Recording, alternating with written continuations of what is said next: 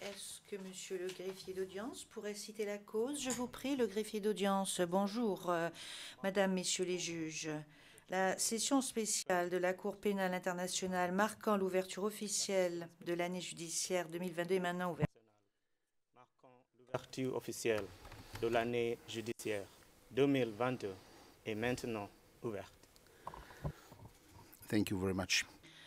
Le juge président, je vous remercie. Madame l'invitée d'honneur, Madame la présidente des chambres spécialisées pour le Kosovo, chers collègues juges, que vous trouviez dans le prétoire ou en virtuel, Madame la présidente de l'Assemblée des États parties, Madame la vice-présidente de l'Assemblée des États parties, Monsieur le procureur, Monsieur le greffier, Madame la présidente de l'Association du barreau de la CPI, honorables représentants des institutions nationales, régionales et internationales judiciaires, honorables représentants des États, de la société civile, de la communauté internationale, ainsi que le public qui suit cette session grâce à la vidéoconférence. Je vous souhaite à toutes et à tous la bienvenue à cette audience solennelle organisée à l'occasion de l'ouverture de l'année judiciaire 2022 de la Cour pénale internationale. Le Collège des juges est constitué aujourd'hui par la première vice-présidente de la Cour, Madame la juge Ibanez, ainsi que par Monsieur le juge Perrin de Brichambault, qui à titre exceptionnel remplace le deuxième vice-président de la Cour, Monsieur le juge Mindoua, qui très malheureusement n'a pas pu se joindre à nous aujourd'hui. Dans des circonstances normales, il y aurait beaucoup plus de personnes présentes dans ce prétoire. Et d'ailleurs, il faut le dire, les 18 juges de la CPI seraient présents physiquement et ne suivraient pas cette audience de façon virtuelle et à distance. Toutefois, et ce du fait de la pandémie provoquée par la Covid-19, nous devons observer des précautions qui fait qu'il est impossible de faire les choses comme nous avons l'habitude de le faire. Mais je suis reconnaissant à l'égard de mes collègues qui sont toutefois avec nous, car chacun des juges est une partie intégrante de cette Cour en tant qu'institution judiciaire. Et d'ailleurs, l'un des objectifs principaux de cette audience symbolique est justement de souligner et de rappeler que la CPI est une cour, à savoir un organe judiciaire indépendant. En tant que telle, la Cour pénale internationale est fondamentalement différente de la plupart des autres organisations internationales. Il y a une raison qui explique pourquoi nous nous trouvons maintenant dans un prétoire et non dans une salle de conférence. C'est également l'occasion qui nous est donnée pour faire le point, prendre un peu de recul, mais de façon encore plus importante, nous concentrer et aiguiser nos esprits en réfléchissant au travail qui nous attend pendant cette année. Car l'année 2022 est une année tout à fait spéciale pour nous, car elle sera l'année du 20e anniversaire de la Cour pénale internationale. Le 1er juillet, cela fera 20 ans que le statut de Rome, à savoir le traité fondateur de la Cour, sera entré en vigueur. Nous aurons tout au fil de cette année de nombreuses occasions qui nous seront données pour réfléchir au parcours accompli jusqu'à présent par la CPI et au parcours qui l'attend à l'avenir. Mais il y a quelque chose qui est absolument clair après les 2 premières décennies de la CPI.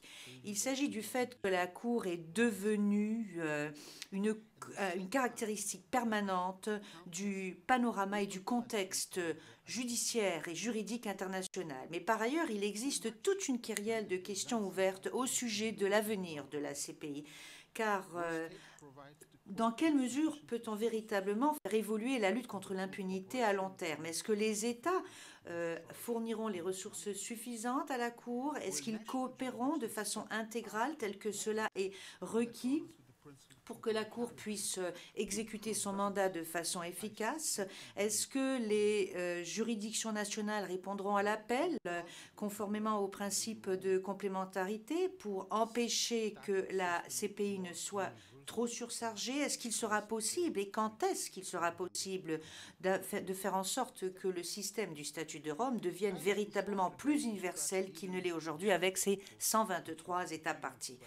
Je n'ai pas suffisamment de temps aujourd'hui et je ne peux qu'effleurer la surface de ces questions intrigantes.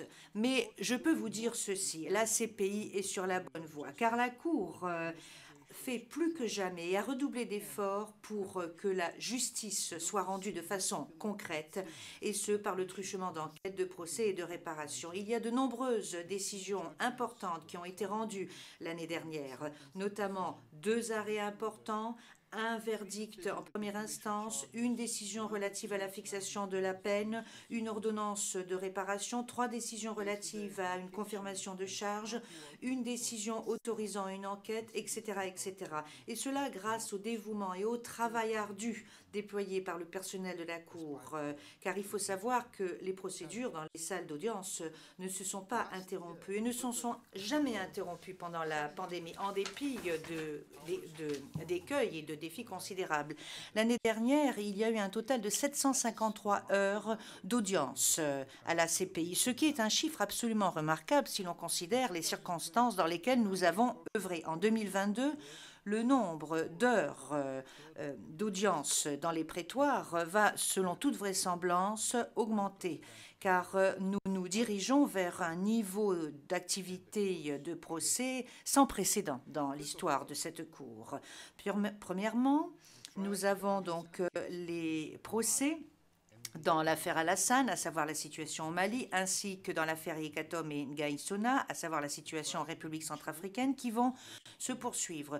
Nous avons également le procès dans l'affaire Gichiru, situation au Kenya, qui devrait commencer le 15 février, et il s'agit de charges d'atteinte à l'administration de la justice. Puis nous avons le procès dans l'affaire Abdalrahman, qui devrait commencer le 5 avril. Il s'agira du premier procès de la CPI au sujet de la situation au Darfour, Soudan. Et puis, en dernier lieu, des charges ont été confirmées également dans une 5e affaire, l'affaire Saïd. Toutefois, cette décision n'est pas encore définitive et nous n'avons pas aujourd'hui de date fixée pour le début du procès. Chers collègues, mesdames et messieurs, ces activités et d'autres activités de la Cour, qu'il s'agisse d'examens préliminaires ou d'arrêts et des nombreuses fonctions qui gravitent autour des procès, telles que par exemple la protection des témoins, sont telles que nous allons avoir fort à faire pendant l'année 2022.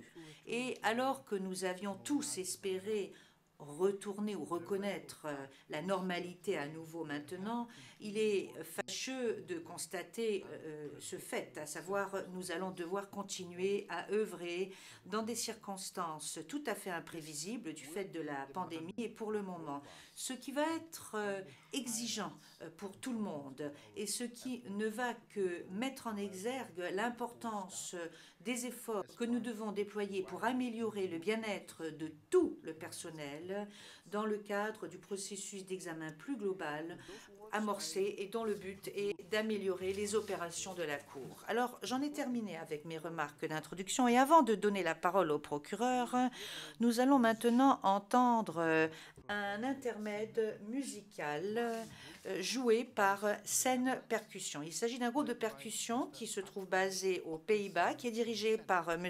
Abdoulaye Oke Sen du Sénégal. Vous pouvez commencer.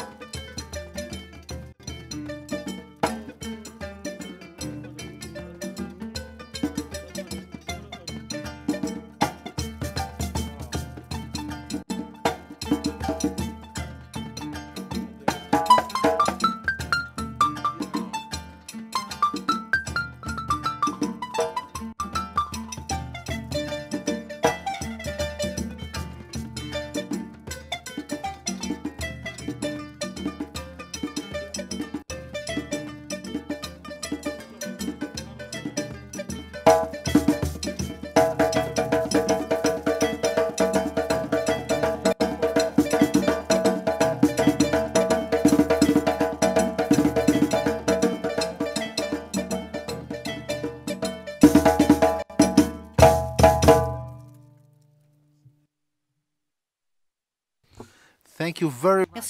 Merci beaucoup pour cette performance merveilleuse. Et maintenant, je souhaiterais inviter le procureur de la CPI, M. Karim Khan, à prendre la parole. Monsieur Khan, Monsieur le Président, Monsieur le juge Fonsi, Madame la vice-présidente, Madame la juge Ibanez, Monsieur le vice-président, Monsieur le juge Perrin de Brichambault, Madame l'invitée d'honneur, Madame la présidente des chambres spécialisées pour le Kosovo, Madame la juge Trandafilova, Madame la présidente de l'Assemblée des États partis, Excellences, Mesdames et Messieurs, chers amis, car c'est cela sur lequel il faut insister. Les amis de la justice internationale, Monsieur le greffier et Madame la présidente de l'association du barreau pour la CPI, c'est un grand honneur pour moi que de prononcer ces quelques mots au début de l'année judiciaire. C'est la première fois que j'ai la possibilité de le faire. Alors, il s'agit bien entendu d'un événement important. L'ouverture des années judiciaires font partie de façon tout à fait régulière du scénario de nombreuses juridictions nationales. C'est le moment de prendre du recul, de faire le point, de se concerter, de se poser des questions quant aux nouveaux objectifs. Et c'est quelque chose qu'il faut vivement encourager. Et applaudir d'ailleurs. Et d'ailleurs, nous venons d'entendre ce morceau de musique particulièrement positif et c'est un signe de solidarité car ici, nous sommes tous ici, des juges, des diplomates, le procureur et nous avons également la représentante de l'association du barreau, nous avons également les personnes qui représentent les victimes, nous avons le personnel de la CPI et nous sommes tous unis par un objectif commun, à savoir le statut de Rome. Je dois dire qu'il est également important, avec les années qui passent et les nouvelles années judiciaires qui commencent, de se souvenir de la réalité qui est beaucoup plus aiguë en cette époque de pandémie, car nous ne faisons tous que passer sur cette planète et notre séjour est très bref. Et nous avons à notre disposition ce temps qui est une bénédiction qui nous est donnée. Nous avons la possibilité de faire toute la différence.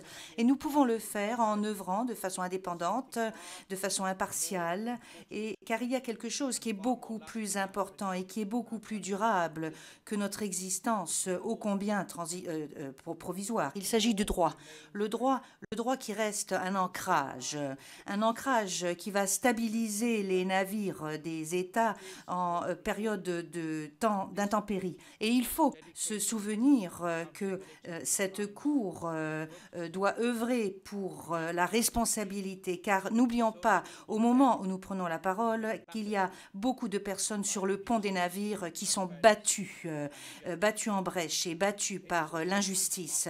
C'est le moment également de constater les changements. Et malheureusement, monsieur le procureur adjoint James Stewart n'est pas en mesure d'être aujourd'hui ici, mais il va nous quitter après 9 mois de bons et loyaux services. Et en mars, nous allons souhaiter la bienvenue à 2 nouveaux procureurs adjoints. Donc c'est un moment de renouveau et de changement et de mutation.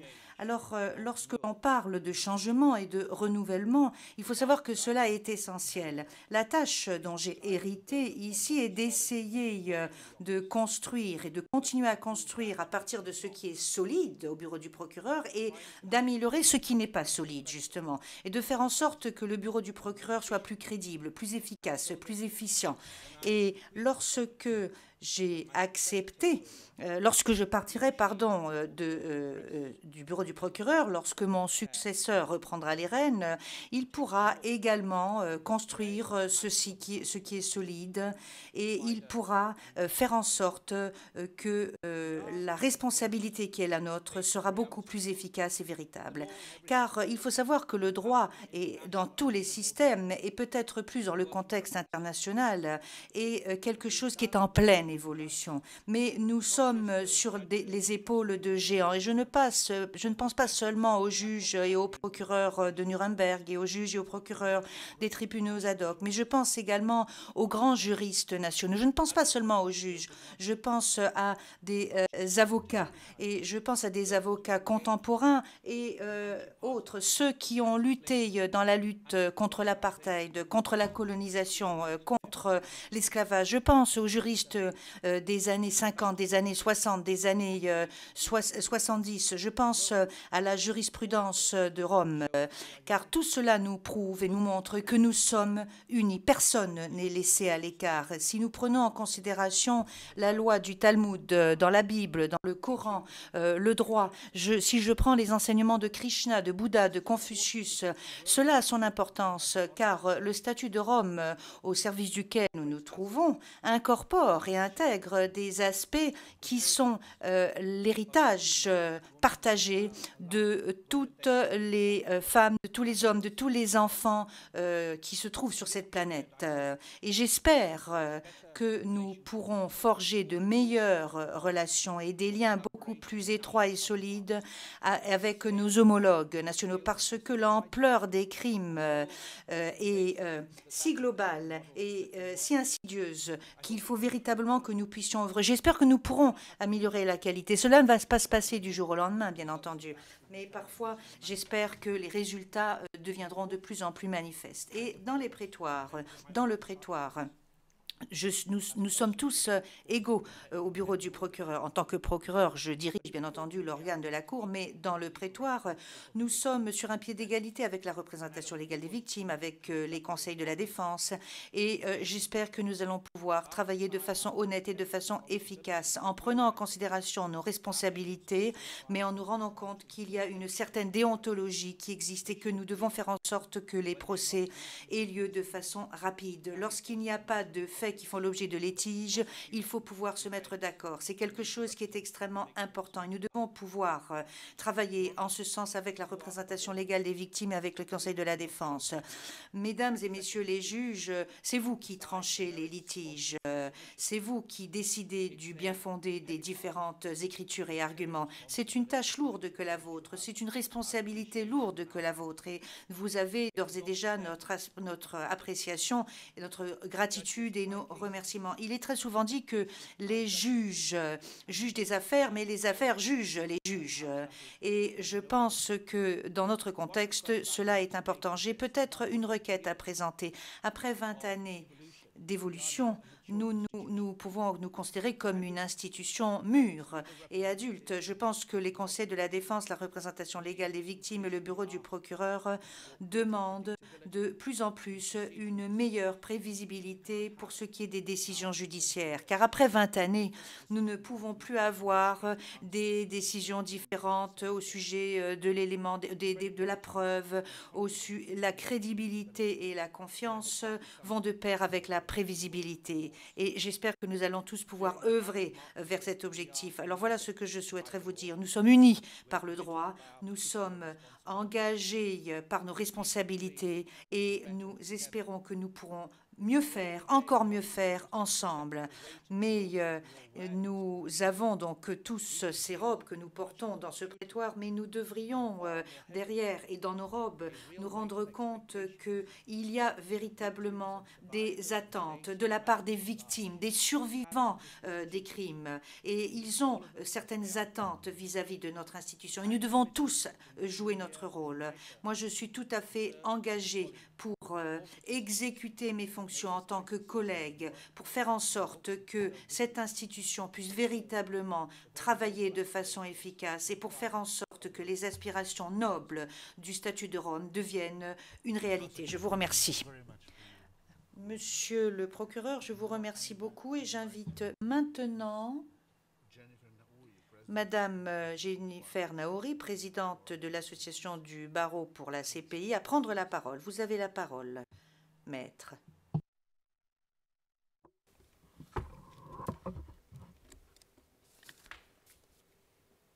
Merci, Monsieur le Président.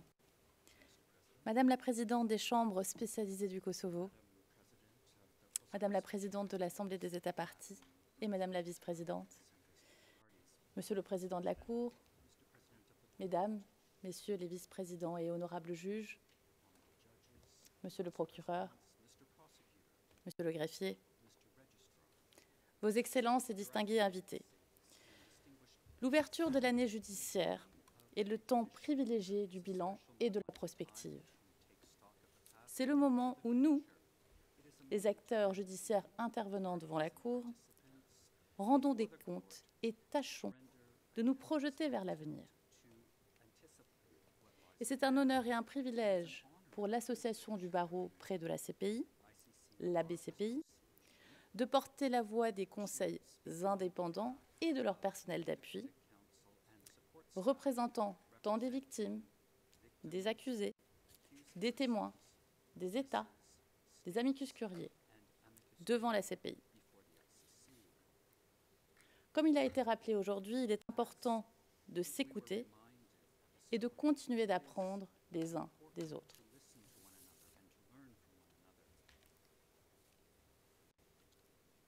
L'année qui vient de s'écouler, pour notre institution, a été particulièrement fructueuse, malgré le contexte sanitaire difficile pour tous. Tout d'abord, la BCPI a amendé sa constitution afin que nos représentants élus du personnel d'appui siègent au sein de notre comité exécutif. Il s'agit d'une victoire importante, puisqu'elle permet d'améliorer la représentativité de la BPCI, qui a donné une voix réelle à tous ceux qui travaillent avec dévouement, dans des conditions souvent difficiles, au sein des équipes juridiques. Ce sont eux qui permettent aussi aux nombreux procès de se tenir, grâce à leur professionnalisme et à leur résilience. Deuxièmement, la BPCI a rempli son rôle d'interlocuteur privilégié dans des discussions opérationnelles. Il convient de noter en particulier que la BPCI a participé activement aux nombreuses discussions portant sur la réforme de l'aide judiciaire, qui est l'un des fondements d'un procès juste, équitable et impartial. La BPCI a collaboré étroitement avec la facilitatrice du groupe de travail de La Haye, son Excellence l'ambassadrice d'El Salvador, que nous souhaitons remercier pour avoir initié un dialogue constructif entre la BPCI, les États parties et les acteurs clés de la Cour, en particulier les représentants du greffe, et nous nous réjouissons à l'idée de pouvoir poursuivre notre collaboration en 2022. Et à ce propos, nous souhaitons remercier le greffier de la Cour et le directeur des services judiciaires avec qui nous travaillons de manière étroite. À travers nos nombreux échanges, nous avons posé les principes qui permettront d'avancer de manière efficace sur la question de l'aide judiciaire. Et les priorités de notre association continueront d'être, premièrement, l'égalité des armes entre accusation et défense et une représentativité effective des victimes, ce qui passe par la résolution de la question de l'imposition sur le revenu pratiqué par l'État hôte. Deuxièmement, l'amélioration des conditions de travail afin d'aboutir à une politique d'aide judiciaire qui garantisse l'accès à des protections sociales dignes, telles qu'un congé maternité. Ce qui est d'autant plus fondamental que les équipes juridiques sont majoritairement constituées de femmes.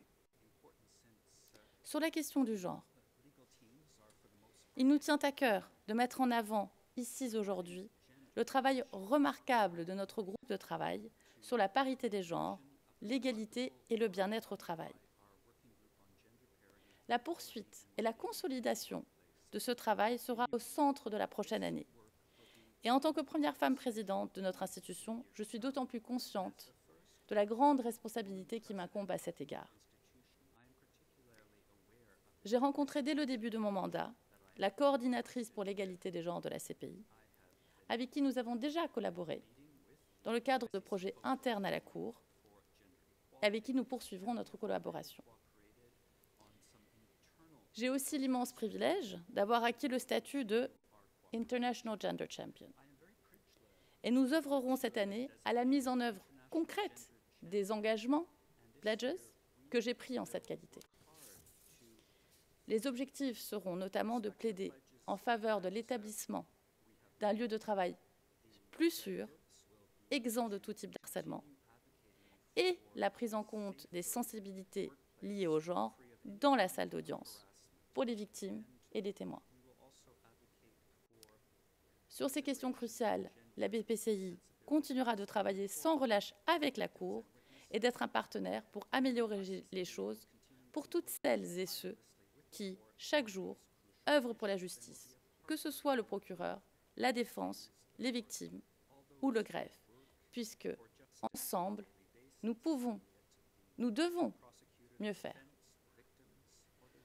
Enfin, la BPCI continuera en 2022 son travail de plaidoyer pour que les équipes juridiques puissent exercer leur mandat dans de bonnes conditions.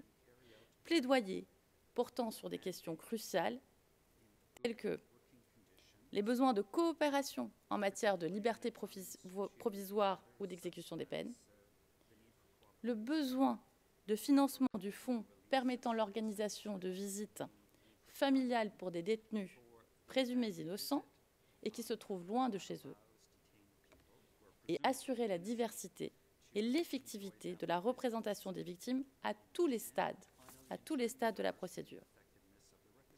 La BPCI a démontré cette année encore qu'elle est un partenaire important de la Cour dans la réalisation des objectifs universels posés par le statut de Rome, statut dont nous célébrons cette année les 20 ans depuis son entrée en vigueur. Et la BPCI continuera d'être un partenaire de confiance de la Cour à l'avenir. Je vous remercie de votre attention.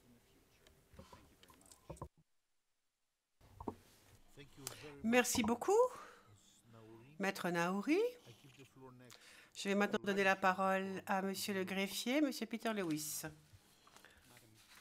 Madame la présidente des ASP, Madame la vice-présidente, Monsieur le président de la Cour, Madame la vice-présidente, Georges Perrin, Messieurs les juges, Madame la présidente de la Cour spéciale pour le Kosovo, Monsieur le procureur, Madame la présidente de l'ICCBA, Excellences, collègues, toute personne qui est avec nous via vidéoconférence. C'est un grand honneur de vous parler aujourd'hui pour donc l'ouverture de cette année judiciaire 2022. Une nouvelle année judiciaire, c'est une occasion de se pencher sur ce qui s'est passé l'année dernière et sur ce qui nous attend l'an prochain, enfin cette année. L'an dernier, en 2021, nous n'avons pas pu avoir d'ouverture officielle de l'année, mais néanmoins, l'année a quand même été très étoffée en matière d'activité judiciaire, avec énormément de travail en chambre préliminaire et en chambre d'appel, ainsi qu'en chambre d'instance. Donc, il y avait eu beaucoup d'activités, mais derrière cela, il y a une histoire bien plus compliquée de travail déterminé, de résilience, de flexibilité et de créativité de tous les fonctionnaires de la Cour et de toutes les personnes qui nous aident. Malgré le Covid, on a trouvé des façons pour faire venir les témoins ici ou au moins dans d'autres endroits d'où ils pouvaient participer à des vidéoconférences, protéger, si nécessaire, réinstaller des témoins et leurs familles, soutenir les missions de la défense et les missions pour les représentants légaux des victimes aussi, permettre des visites familiales pour les détenus, obtenir aussi la coopération des États et des organisations internationales. On a pu arrêter un suspect, fournir des réparations, identifier des victimes, organiser des activités de sensibilisation.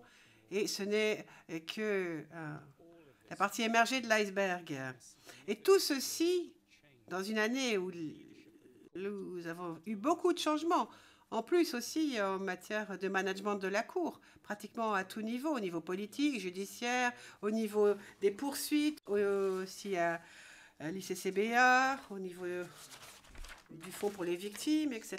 Donc nous avons amélioré nos performances malgré la pandémie et lorsqu'il y avait énormément de changements en matière de leadership, ce qui prouve bien que la Cour est maintenant plus capable et plus mûre. Alors que se passe-t-il maintenant pour l'an prochain?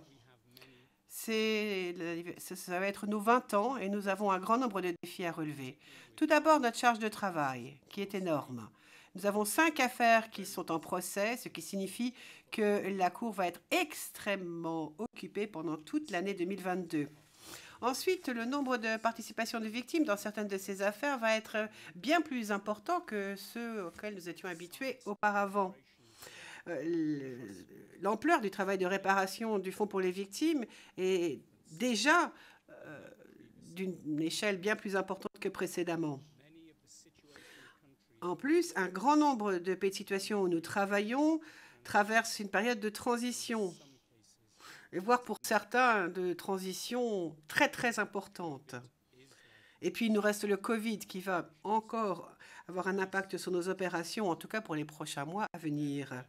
Mais nous pouvons être confiants pour relever ces défis, parce que nous avons prouvé que nous étions déterminés, que nous étions résilients et que nous savions nous adapter.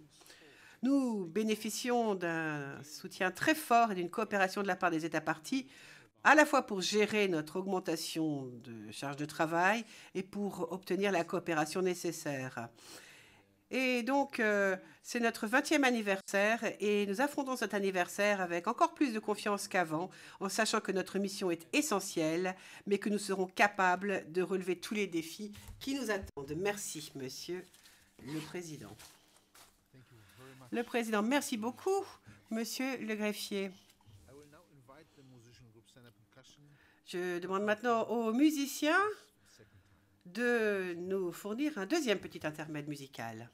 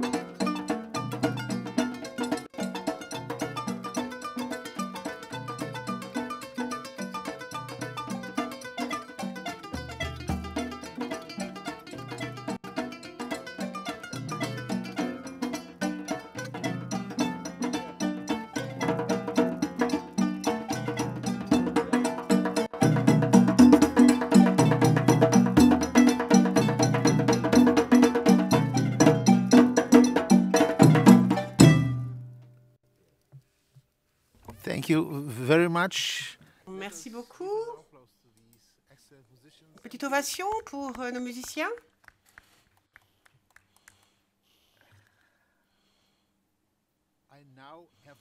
Et maintenant, j'ai le plaisir de vous présenter notre invitée d'honneur, la juge Ekaterina Trandafilova, présidente des chambres spécialistes pour le Kosovo. La juge Trandafilova, qui est bulgare, est un vétéran du droit pénal international. De 2006 à 2015, elle a siégé en tant que juge à la CPI, en travaillant dans la division préliminaire, siégeant aussi sur le panel des deux grands appels de la Cour. Elle a fait de grandes contributions aux travaux de la CPI au cours d'une période qui était essentielle pour l'évolution de la Cour. Depuis 2017, la juge Trandafilova a été la première présidente des chambres spécialisées du Kosovo et donc dirige les premiers pas de cette institution. Nous avons le grand honneur de pouvoir entendre les réflexions de la présidente Trandafilova sur les questions brûlantes en matière de droit pénal international. Vous avez donc la parole.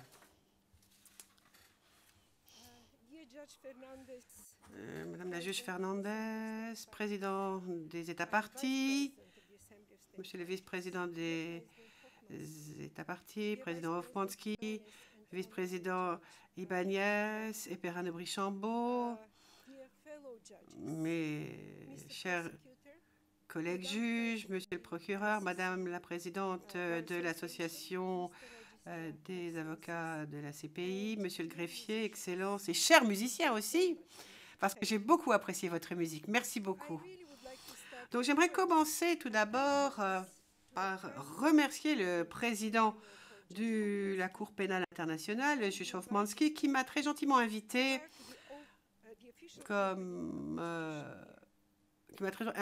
pour cette ouverture de l'année judiciaire. Et c'est un grand honneur pour moi. Et je suis très émue d'être ici aujourd'hui, au siège de la CPI, où j'ai eu la chance de passer un mandat de 9 ans en tant qu'un des premiers juges élus à cette Cour pénale mondiale. La CPI sera toujours comme la maison pour moi et je suis extrêmement engagée à son succès. Alors malheureusement, la pandémie continue et nous empêche à nous rassembler tous ensemble. Mais nous sommes engagés ensemble pour la justice internationale et pour l'état de droit. Et grâce à cela, nous avons quand même réussi à nous rencontrer et à travailler virtuellement, comme nous le faisons maintenant. Et c'est très important, comme ça a déjà été dit, de marquer de façon solennelle et fière aussi le début de cette nouvelle année judiciaire et d'envoyer un message. Le message, c'est que les cours et les tribunaux vont continuer à respecter leur obligation qui est de garantir l'indépendance, l'impartialité et l'équité dans l'exercice de leur mandat, quels que soient les défis qu'ils doivent relever. La justice continue, même lorsque les circonstances sont difficiles, mais uniquement si ceux comme nous ou les autres qui poussent le véhicule n'arrêtent pas de le pousser, justement. Et donc, c'est vraiment poignant de pouvoir ouvrir cette année judiciaire ici à La Haye, qui est la ville qui accueille un très grand nombre d'institutions internationales et judiciaires. La Haye est connue dans le monde entier comme la ville de la paix et de la justice et comme la capitale juridique du monde.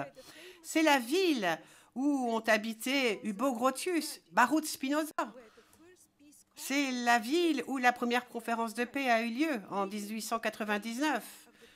Résultant dans la création de la Cour permanente d'arbitration, qui ensuite est devenu à amener la construction du Palais de la Paix qui est si beau et qui abrite maintenant la Cour internationale de justice. L'année précédente a été marquée par de grands développements en matière de justice internationale. Et il faut le remarquer. Comme l'a dit le président Hofmannsky, comme il vient de le dire, la CPI a fait de grands progrès avec des jugements et des arrêts essentiels, avec une ordonnance de réparation, avec des confirmations de charges et en ouvrant des enquêtes l'an dernier, la CPI a aussi travaillé à préparer les activités judiciaires pour 2022. Parce que, comme l'a dit le président, en 2022, cette année, l'activité juridique va atteindre des niveaux jamais atteints précédemment.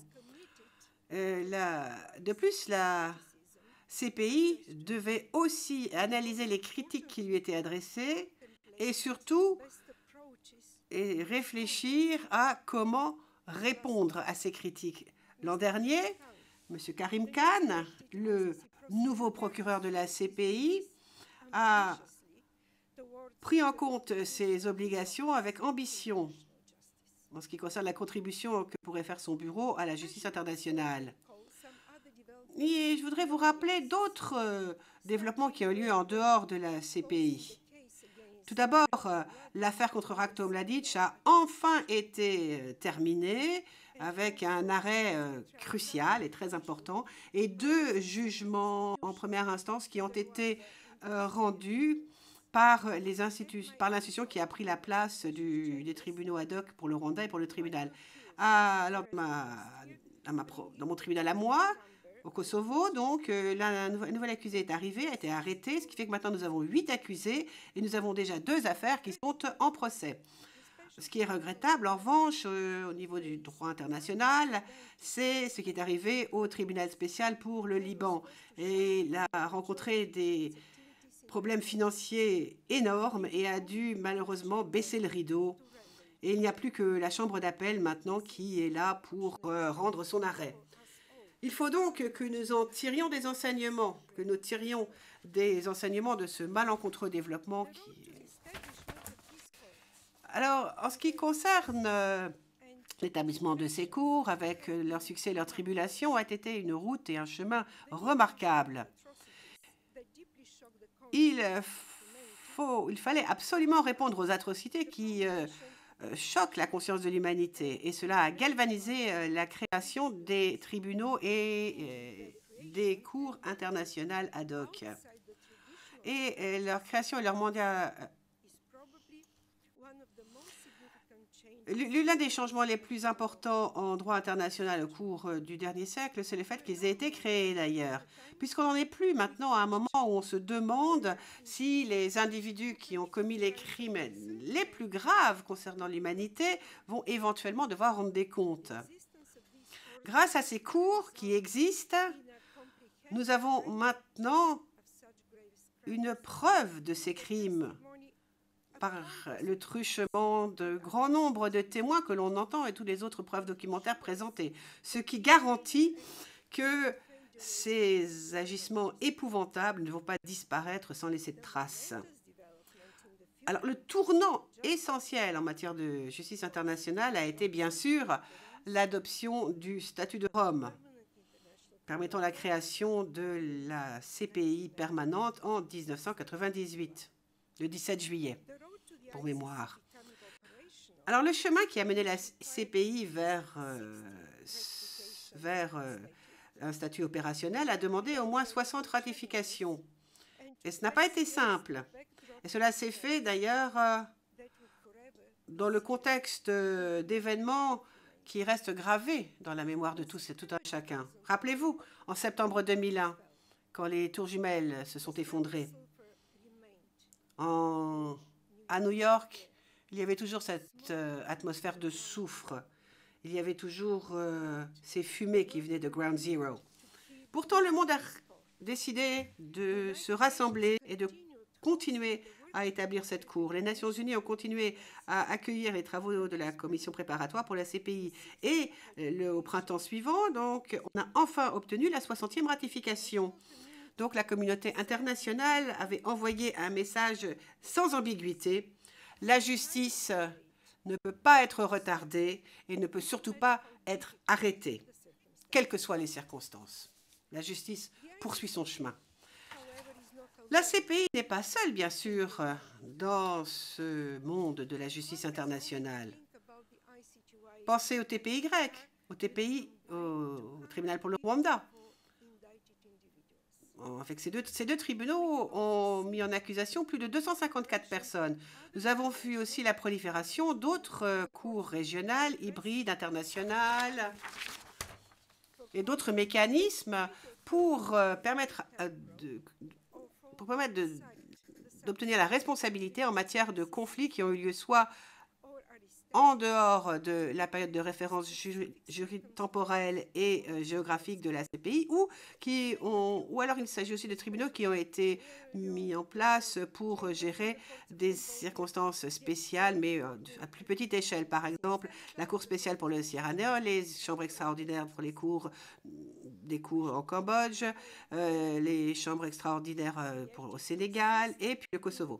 Donc, pas le temps de tous les nommer. Mais il y a d'autres systèmes aussi qui permettent à poursuivre des individus qui ont commis des atrocités généralisées, comme le mécanisme indépendant et impartial et international pour la Syrie et le Myanmar, et l'équipe d'enquête des Nations Unies permettant de suivre les crimes commis par Daesh-ISIL, ainsi que d'autres initiatives plus localisées et plus nationales, y compris les bureaux des bureaux concernant les crimes de guerre établis dans l'ex-Yougoslavie. Et puis aussi, il y a la détermination des autorités nationales qui ont décidé de se baser sur le concept de la juridiction internationale pour poursuivre et pour juger des individus qui auraient bien sûr commis des crimes internationaux.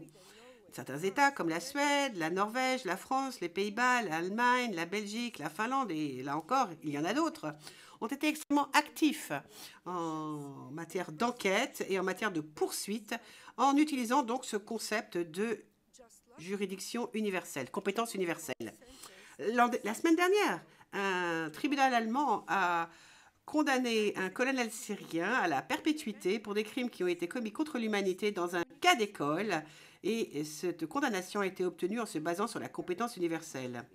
Et il faut donc se rappeler ici que l'augmentation en nombre de poursuites de crimes internationaux devant les cours nationales reflète l'essence même du principe de la complémentarité, qui est bien sûr la pierre angulaire du statut de Rome. La CPI encourage et aide les institutions domestiques à effectuer les enquêtes et les poursuites en matière de crimes internationaux graves par le truchement de poursuites et de procès indépendants, impartials et équitables et nationaux. Donc, chacune de ces institutions judiciaires hybrides, régionales ou internationales, ainsi que les autorités nationales qui utilisent le concept de la compétence universelle, ont fait évoluer la justice internationale. Et la justice internationale n'en serait pas où elle est aujourd'hui si chacune de ces institutions n'avait pas participé, quelle que soit l'étendue de leur mandat. Alors maintenant, j'aimerais vous partager avec vous ce que m'a dit il y a fort longtemps mon maître de thèse de doctorat, un homme extrêmement sage qui avait vraiment une bonne tête juridique. Et voilà ce qu'il m'a dit. Imagine que le système international de justice doit être construit. Alors certains vont juste poser quelques briques, d'autres vont en poser des centaines. Et puis il y en aura d'autres institutions qui vont construire un étage entier. Mais à la fin, bien sûr, le bâtiment n'aura pas été construit uniquement par ceux qui ont fait un étage entier, mais par tous les efforts de chacun et de tout un chacun. Alors c'est une métaphore, bien sûr, mais cela vous c'est une métaphore qui explique que toutes les contributions à ceux qui veulent la justice doivent être reconnues et encouragées. De plus, nous sommes tous membres d'une même famille. Et donc, les succès et les difficultés de nos institutions, quelles qu'elles soient, ont toutes un impact sur la justice internationale et surtout la perception qu'on en a. Donc, les cours et les tribunaux doivent tout d'abord apprendre les uns des autres, s'écouter les uns des autres et surtout garder l'esprit ouvert. Et les cours doivent aussi se soutenir, surtout lorsque les temps sont difficiles. Rappelez-vous, si l'un d'entre nous chute, nous chutons tous. Et en fin de compte, c'est la justice qui chute.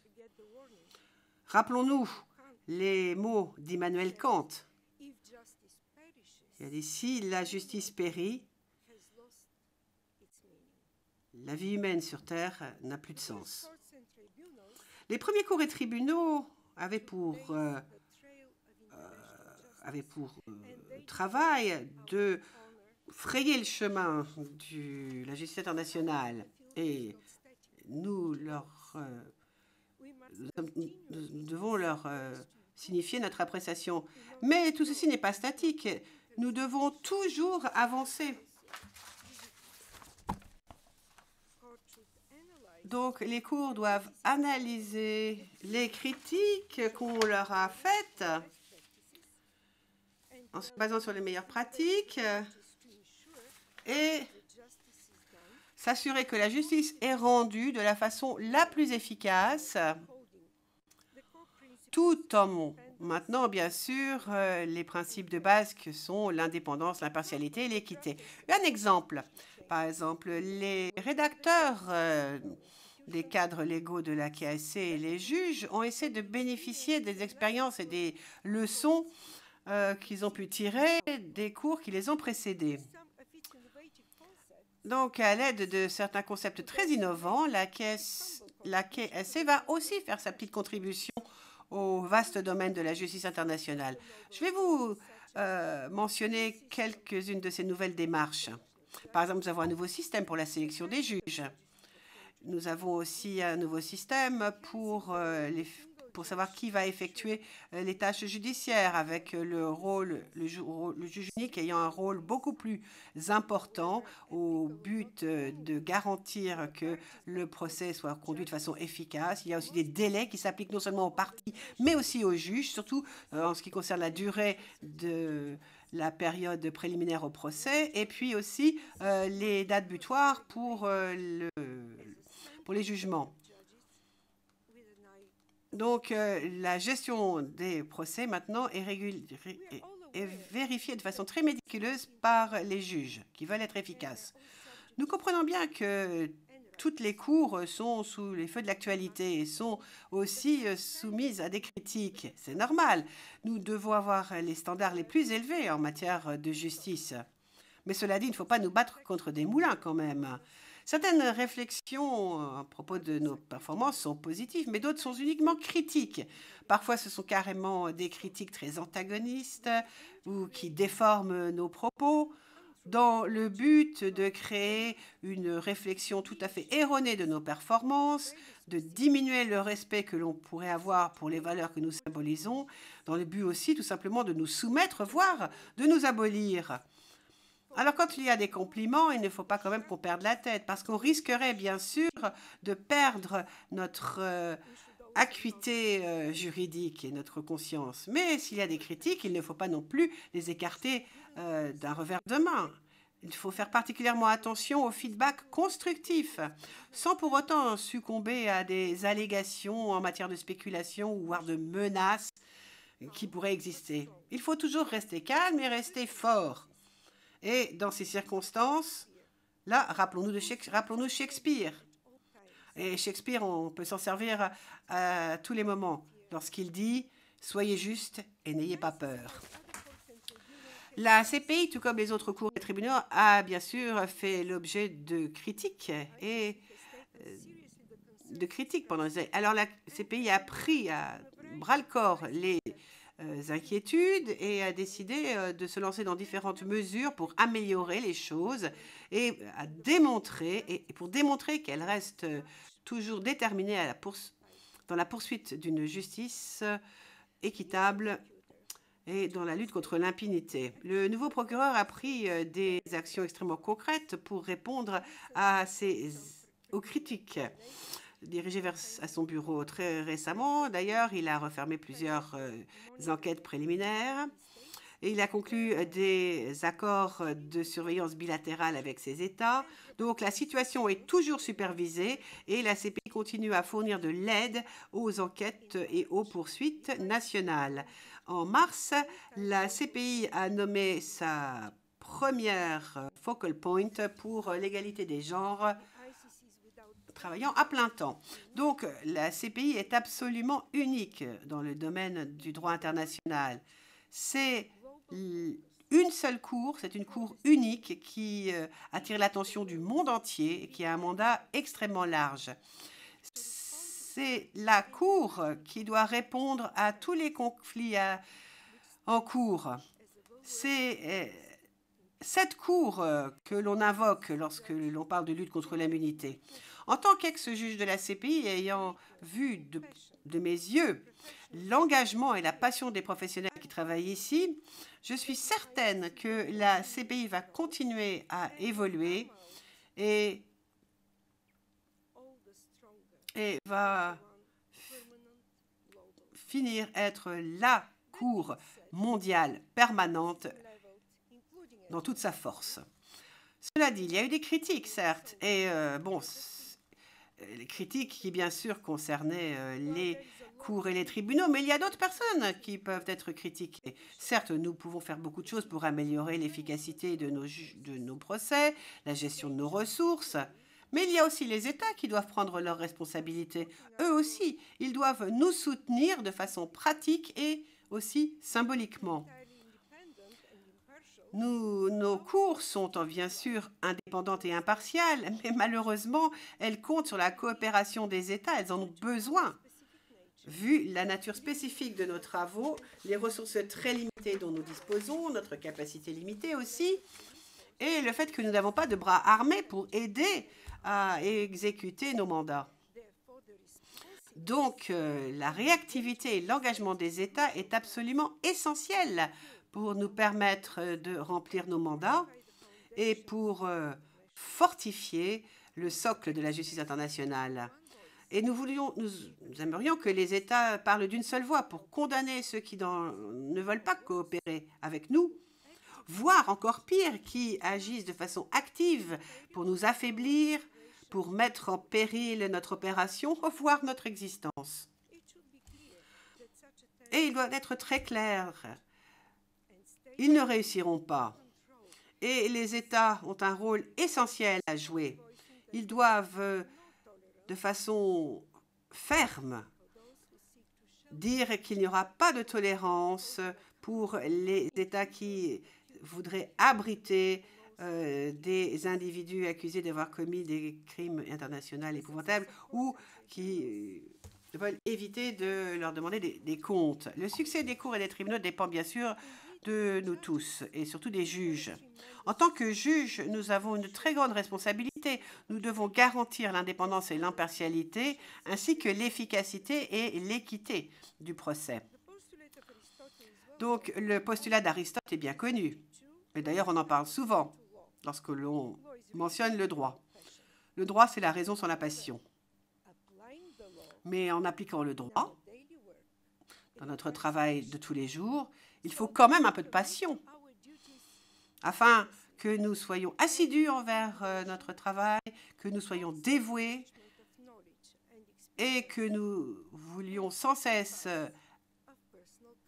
augmenter notre connaissance et notre expérience et nous devons être prêts à sacrifier notre confort personnel. Les juges doivent aussi respecter les standards les plus élevés d'éthique judiciaire, à la fois dans le prétoire et hors du prétoire. La responsabilité ne s'applique pas uniquement à ceux aux accusés. Les juges aussi doivent agir avec dignité et intégrité et doivent être respectueux de tous. on en demande encore plus aux juges et les contraintes imposées aux juges sont encore plus importantes. Et si les juges ne semblent pas être dignes de leur fonction, eh bien, le jugement de la société sera sans pitié. Maintenant, j'ai encore un dernier mot pour vous. Je voudrais vous parler d'une petite expérience que j'ai eue un après-midi de décembre très frais à Hyde Park, dans le Speaker's Corner. J'étais la seule à écouter un vieux moine asiatique qui faisait un sermon. Et, entre autres choses, il racontait ce que lui avait dit sa mère lorsqu'il était jeune. Et je cite, « Si un jour tu n'as pas de défi devant toi, tu devrais le remarquer. Si le lendemain, il n'y a toujours pas de défi, tu devrais commencer à t'inquiéter. Et si le troisième jour, tu n'as toujours pas de défi à relever, alors, mets-toi à genoux et prie Dieu en lui demandant de t'envoyer des défis, parce qu'on ne peut devenir plus fort qu'en surmontant des obstacles. » Alors, je ne me souviens pas très bien du reste du sermon de ce moine, mais en tout cas, le conseil de sa mère m'a vraiment fait penser à notre domaine, le domaine qui nous intéresse tant et qui nous passionne, la justice internationale. Il ne faut pas être découragé quand il y a des défis, il ne faut pas baisser les bras ou en avoir peur. Ils font partie de toute façon de la justice internationale, c'est comme ça. Et lorsqu'on surmonte ces obstacles, on se renforce. Même les menaces les plus brutales, ne pourront pas rompre notre détermination à remplir notre mission. Nous devons affronter donc ces défis avec notre expérience collective, avec notre sagesse commune, avec un engagement et avec un travail acharné aussi. Nous réussirons, quels que soient les défis auxquels nous serons confrontés, et cela permettra de dire à ceux qui envisagent de commettre ce type de crime qu'ils ne pourront pas nous échapper, que la justice prévaudra. Et maintenant, je vous souhaite santé, sagesse et courage pour l'année judiciaire à venir. Merci. Dear President, Madame la Présidente Trendafilova, merci beaucoup pour ces mots on voit bien, elles vous viennent du cœur. Cela nous rappelle le pourquoi de notre mission, qui est la protection de la dignité humaine et le service de la droit international de justice et de la justice. Donc merci, l'audience d'aujourd'hui nous a permis d'entendre des remarques absolument essentielles à propos de ce que nous faisons ici à la Cour et aussi en ce qui considère le soutien dont la Cour aura besoin pour remplir son mandat de façon efficace et indépendante tout en suivant le droit. En suivant le droit, je le répète et je le répète à nouveau, en suivant le droit. Parce que c'est tout simplement au cœur de notre mission anti-constitution judiciaire. Et c'est par le biais de l'application du droit que nous contribuerons à la mission si noble de notre Cour. Maintenant, je vous invite tous à redoubler d'ardeur en ce qui concerne donc les travaux que nous devons faire pour servir la justice pénale internationale. Nous travaillons pour l'humanité, nous travaillons pour les victimes et nous travaillons surtout pour l'état de droit. Donc, je déclare officiellement l'année judiciaire 2022 de la Cour pénale internationale ouverte. Et cette audience est maintenant terminée. Merci.